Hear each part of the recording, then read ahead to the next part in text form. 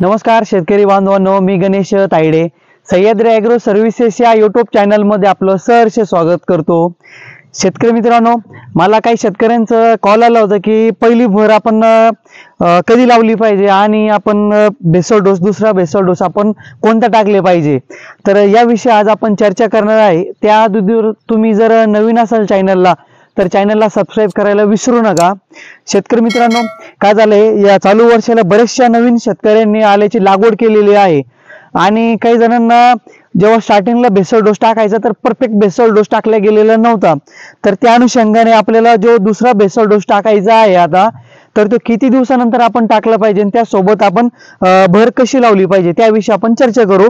एक साधारणपणे जर तुमचा आल्याचा जर प्लॉट एक 40 ते 45 दिवसाच्या आसपास झालेलं असेल आणि चांगल्या प्रकारे त्याचा उतार झालेला असेल तर अशा वेळेला आपण दुसरा बेसल डोस टाकणं खूप गरजेचं आहे, जेणेकरून आपल्या उत्पन्नामध्ये जास्तीत जास्त वाढ होण्यासाठी आपल्याला मदत होणार आहे।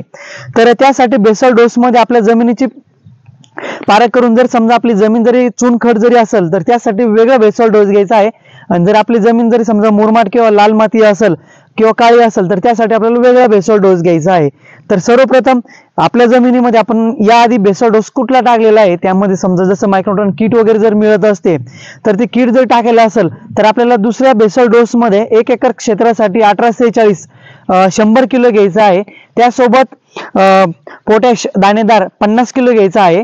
सिंगल सुपर फॉस्फेट त्यामध्ये आपल्याला 50 किलो घ्यायचा आहे।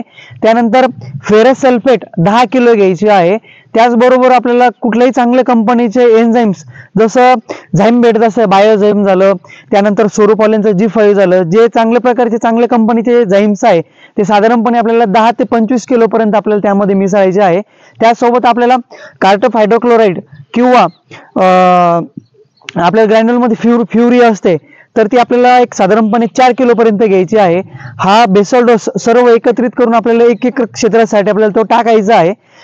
तो टाकल्यानंतर आपल्याला एक साधारणपणे भर टाकण्याची जी वेळ असते, समजा जर आपलं काय झालं चालू वर्षाला पाणी काही भागांमध्ये जास्त पडलं तर काही भागांमध्ये कमी पडला तर अशा वेळेला काय झाली, जी उगवण क्षमता आहे ती चांगल्या प्रकारे झालेली नाहीये, मागे पुढे जे कोंब आहे ते झालेले आहे। तर आपल्या प्लॉटची पूर्ण जरी उगवण क्षमता झालेली असेल, एकदम चांगली झालेली असेल अशी, तर आपल्याला भर लावण्यासाठी काहीच अडचण नाहीये। एक साधारणपणे 40 ते 45 दिवसाचा आपला प्लॉट झालेला असेल, उतार चांगला झाला असेल तर आपल्याला दुसरा बेसल डोस आणि आपल्याला भर लावणं खूप गरजेचं आहे। शेतकरी मित्रांनो, भर लावणे का गरजेचं आहे त्याविषयी आपण चर्चा करू। काय होत असतं, आता इथून पुढे आलं पिकाची जी आहे का ते फुटवा वाढण्याची क्रिया जी असते का ती चालू होत असते। त्याचसोबत खांडांची जी साईज आहे खालची तर ती वाढण्यासाठी आपल्याला मदत होत असते किंवा मग ती क्रिया चालू होत असते। तर अशा अनुषंगाने काय होत असतं, जे आल्याचा जो कंद असतो, समजा जमिनीपासून आपण इथं वरती आल्यानंतर जो कंद असतो तर तो कंद आणि त्याचा फुटवा तर तो जे आहे का वरती येण्यासाठी मदत होत असते।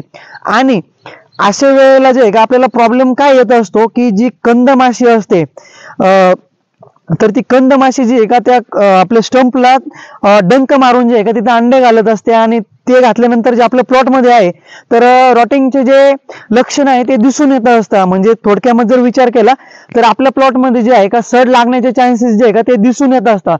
पण हे प्रामुख्याने जर विचार केला तर कंद माशीमुळे जे आहे का अशा गोष्टीची क्रिया जी आहे ती चालू होत असते। तर आपल्या प्लॉट मध्ये जास्तीत जास्त फुटवा होण्यासाठी, त्याचसोबत जो आपल्या आल्याचा जो कंद आहे ते उघडा पडू नये किंवा मग भर लागल्यानंतर फुटवा जास्त होण्यासाठी आपल्याला मदत होत असते। तर त्यासाठी आपल्याला जे का पहिली भर आपल्याला एक साधारणपणे 40 ते 45 दिवसाचा आपला प्लॉट झाल्यानंतर जेव्हा आपण दुसरा बेसल डोसचा जर प्लॅन असेल आपला तर त्यावेळेला आपण भर लावणं खूप गरजेचं आहे।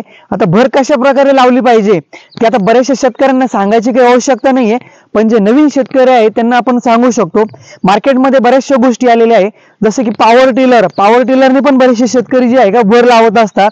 त्यासोबत जर आपल्याकडे बैल जरी असतील समजा तर लेझर असतं, स्टार्टिंगला आपण दौरा मारून जी खालच्या भागातलं खालची जी माती आहे ती आपण मोकळी करून दौऱ्याच्या सहाय्याने आपण माती जी आहे ती मोकळी करून लेझरने आपण ती माती चांगल्या प्रकारे आपण वरती लावू शकतो, जेणेकरून आपल्या प्लॉट मध्ये नवीन जे कंद आहे तर ते उघडे होणार नाही। आता आपण बघू शकतो हे जे आहे प्लॉट, तर याची जी आहे का आता फुटवा होण्यासाठी आपल्याला मदत होणार आहे। तर भर लावल्यानंतर जे आहे का आपल्या प्लॉट मध्ये आपल्याला चांगल्या प्रकारे जे आहे का फुटवा पण मिळणार आहे। त्यासोबत कंदमाशी जी आपल्याला प्रॉब्लेम आणत असते तर तिचा आपल्याला प्रॉब्लेम येणार नाही। त्याचबरोबर आपल्या पिकामधील जे तण नियंत्रण पण त्याच्यामुळे आपल्याला चांगल्या प्रकारे होण्यासाठी मदत होत असते. शेतकरी मित्रांनो, या व्हिडिओमध्ये आपण चर्चा केली की आपल्या आलेला दुसरी भर आपण पहिली भर आपण केव्हा लावली पाहिजे, त्यासोबत आपण दुसरा बेसळ डोस कुठल्या प्रकारचा टाकला पाहिजे. त्यासोबत आणखीन तुम्हाला सांगू शकतो की जर समजा आपल्या जमिनीमध्ये जर चुनखड जर आपली माती असेल तर आपल्याला बेसल डोस टाकल्यानंतर किंवा त्याच्या आधी आपण कॅल्शियम नायट्रेटचा वापर करणं खूप गरजेचं आहे. आपल्या प्लॉटमध्ये कॅल्शियम, झिंक, फेरस त्याचबरोबर नायट्रोजन, चुनखड जमिनीमध्ये आपल्याला या प्रकारचे जे न्यूट्रिएंट्स सांगितले मी तुम्हाला त्यांचं व्यवस्थित मॅनेजमेंट करणं खूप गरजेचं आहे. त्यासोबत मॅग्नेशियम सल्फेट आपल्याला देणं खूप गरजेचं आहे चुनखड जर जमीन असेल आपली. त्यासाठी काय होतं असं शेतकरी मित्रांनो, चुनखड जमिनीमधील जो पानं जे असतं समजा तर त्याचा जो कलर असतो तर अशा प्रकारे जास्त प्रमाणात होत असतं. जर वातावरणामध्ये क्लायमेटमध्ये जरी बदल झाला समजा तर अशा वेळेला आपल्या प्लॉटची जी कंडिशन असते ती अनबॅलन्स होत असते.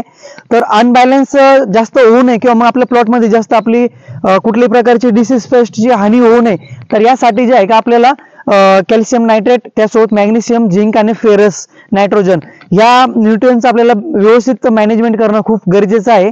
शेतकरी मित्रांनो, व्हिडिओ जर तुम्हाला आवडला असेल तर व्हिडिओला लाईक जरूर करा आणि व्हिडिओ शेतकऱ्यांना जास्तीत जास्त शेतकऱ्यांना पाठवण्याचा प्रयत्न करा, जेणेकरून बरेचशा शेतकऱ्यांचा या आमच्या माध्यमातून फायदा होऊ शकतो. याच अनुषंगाने व्हिडिओ बनवत असतो. पुढील व्हिडिओमध्ये आपण लवकरच बनवणार आहोत की नायट्रोजन, फॉस्फरस, पोटॅशियम च्या जैविक बॅक्टेरिया असतात तर त्यांची चालना कशी चालते आणि ते आपण कशा प्रकारे आपल्या प्लॉटमध्ये सोडले पाहिजे, त्यांचे फायदे काय आहे याविषयी आपण चर्चा करणार आहे. तत्पूर्वी धन्यवाद.